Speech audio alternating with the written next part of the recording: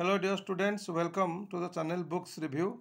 आज आम गोटे नुआ पुस्तक विषय आलोचना करवा। पुस्तक ना हूँ my easy grammatical tense charts. Are topics होची verbs, model verbs, time and tense, useful phrases, subject and predicates.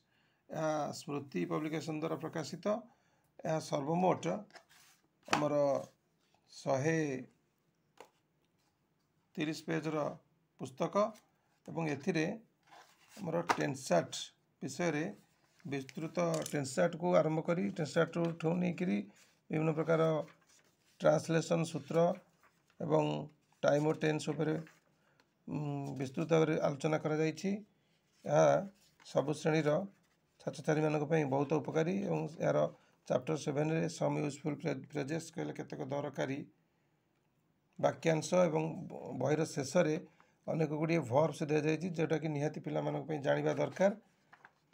ये बहीटी को समस्ते संग्रह करने उचित, विशेषकर षष्ठ सप्तम और अष्टम श्रेणी पिला बहीटी को निश्चित भाव में पढ़ा उचित एवं बही सबू पिला जानापी बहुत गुटे पाठ ता सहित तार एक्सरसाइजेस गुड़ाक दि जाइए प्रैक्टिस करने से गुड़िकर उत्तर शेष दि जाइए ये बहीटी को से संग्रह करने उचित।